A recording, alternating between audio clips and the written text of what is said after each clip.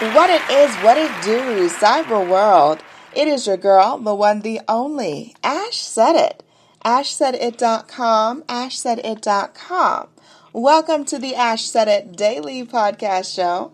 I appreciate you guys for all of your love and support. Over 1,700 episodes and 500,000 streams worldwide. None of this is possible without you guys, so I thank you so very, very much. Hope that you guys are enjoying this wonderful weather that we're having. Hopefully, wherever you are in the world, you're having some good weather. Now, I've got a pretty special lady hanging out with me today. She is an author, a licensed counselor, and a life coach, the wonderful Mary Joye. Hey, Mary. Hello, Ash. It's so nice to be with you today. Thank you for having me. Thank you so much for joining us. So, Mary, what part of the country are you at today? I am in sunny Florida, which it rains every afternoon. So right now it's sunny. You know, it wasn't until I was stationed in Florida until I realized that it was the lightning capital of the United States. I didn't know that. Why, yes. I had no idea. I was like, this is going to change up the weekends. Yes, there is no perfect weather in the world anywhere, especially here. People move here for the weather, and our summers are everyone else's winter. Oh my goodness. That's how I put it.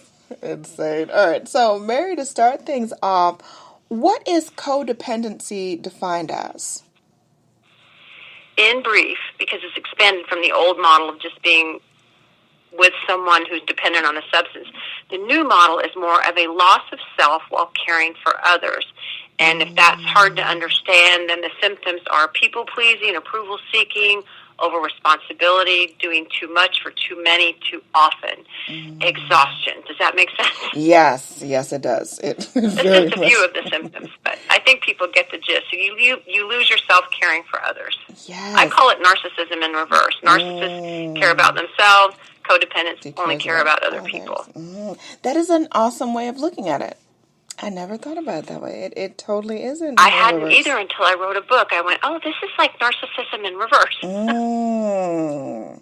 That's a good point there, Mary. So let's talk a little bit about the inspiration behind your latest book project that is it's on pre-sale right now, Codependent Discovery and Recovery 2.0.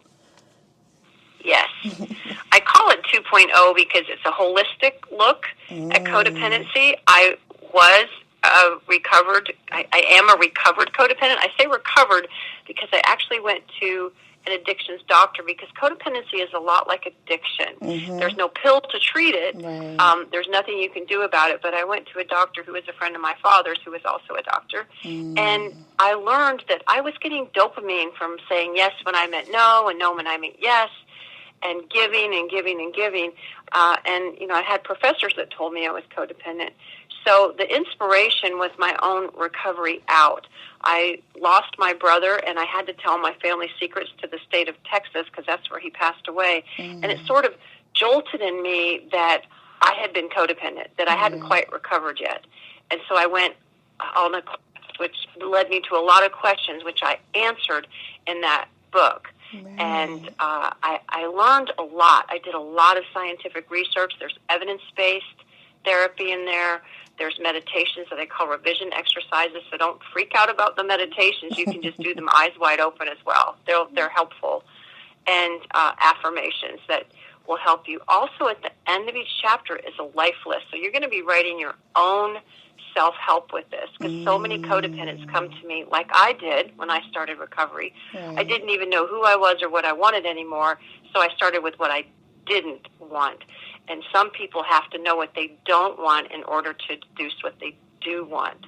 So that's kind of the process of how I was inspired to write the book, not just from my own experience, but in helping others through their codependent crises, because I see at least 3 or 4 people a week in crisis, meaning burnout. They give till they give out. So that's the inspiration, is so people wouldn't have to suffer like I did. Yes. Now, when I was reading the release on the book, one thing that really stuck out to me was, as you were saying, the evidence, the science behind it. It's so easy for some people to be like, oh, well, just don't do this or just don't do that. But there's actually like a neuroscience aspect of that. Tell us a little bit about that discovery. I studied under a neuropsychologist. The neuropsychologist in my internship was the one who told me I was codependent. It was like, it's a fine time to tell me. I'm going into an internship at a drug and alcohol rehab, and you're just now telling me I'm codependent. Gosh. Thank you so much. So I had to learn on my feet, on the job, and that was, oh boy, it was over 20 years ago. So I've learned a lot since then, and I really delved deep into this subject before I felt comfortable releasing something about it. I really wanted to find out to help out. Yes. So from your aspect and also you being a survivor of it, what would you say are some key signs that someone is codependent? Well, if really, truly, if you give to, you give out. There are, I call it a constellation or a spectrum of symptoms that people-pleasing we discussed. But if you're always feeling like it's driven by a fear of abandonment, which conversely or simultaneously is what drives a narcissist. So often codependents will get involved with abusive people or batterers or alcoholics or needy people. A codependent needs to be needed, and a narcissist wants to be taken care of. So this dynamic can cause a lot of trouble. And I even put a graph in the, not a graph, but a graph-sized page in the book of comparing and contrasting a narcissist. It's an image that just shows it very easily with a codependent. And it is amazing what drives a narcissist and what attracts a codependent. So this is a trauma bond that attracts them. And there's a lot of neuroscience to a trauma bond. It feels like love, but it's actually a physiological reactivity between two people. And it is mostly subconscious, but both are driven by a fear of abandonment. So for you, Mary, what was the first step that you took toward your healing process? What was the first step? I don't know if it was a step or more of a leap, but I can tell you that I went straight into therapy myself after my brother passed away. Actually, I didn't go straight into therapy. I was a therapist. I waited for 10 months, and then I asked my supervisor, that used to be my supervisor, if it was okay to take a break, and he said, "You're asking permission? Are you still that codependent? Is that all I taught you?" So that was the catalyst and the catapult. I took a break. I hiked around the mountains in Sedona for, 3 or 4 weeks by myself, and I started putting pieces, and I began a journal, a very personal journal, which I'm not big on journaling. There's bullet points in the book, so you don't have to journal. But from that journal became the bones and the marrow of what the book is now. I started taking notes of what I was learning, not what I was going through emotionally. That was going to keep me stuck. If I kept focusing on the problem instead of the solution, I would never have come out of this. And there's a quote that gets me through everything in life, because you love science and I do too, and Albert Einstein said it, that you can't solve a problem with the same consciousness that created it. So I had to find solutions, and I am a solution-focused therapist. So that the healer needed to be healed. Right. You know, life happens to therapists too, so I was forced to face things from my childhood that I had done, and now I had to learn how to undo them and help other people to undo it as well. I had to take time off. So that was how it began for me, is just to take time off, spend time with myself. I tell people, you're not spending time alone. If you're codependent, you're spending time with yourself, which you probably have never done before, and it feels selfish and narcissistic, and that's the turning point in codependent therapy, when people say, now I feel like the narcissist, now I feel selfish. And I say, welcome to the world of self-care.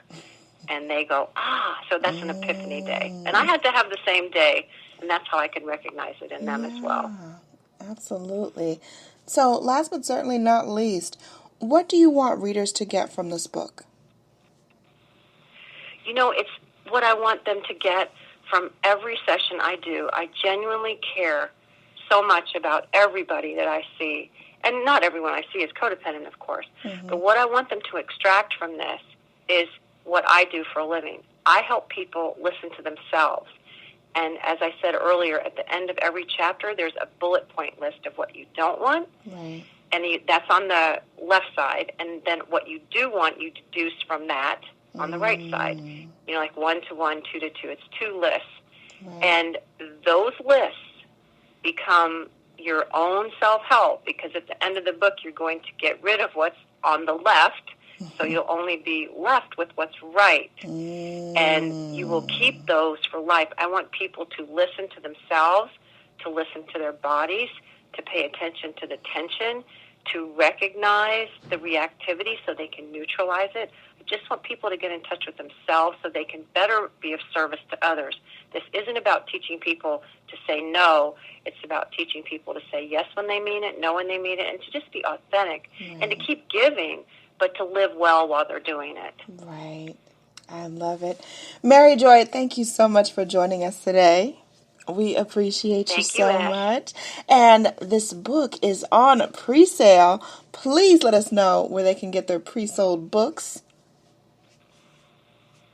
You can get it on any major bookseller, Barnes & Noble, Amazon, HCI Books. You can buy it directly from them, which is my publisher. They are wonderful. Yeah. They have allowed me to be me, and you just can't ask for more than that. Yeah. And any bookseller will have it after August 31st in stores, but you can pre-order it online. Books A Million, Wham, Indie Books, they're all there. I love it.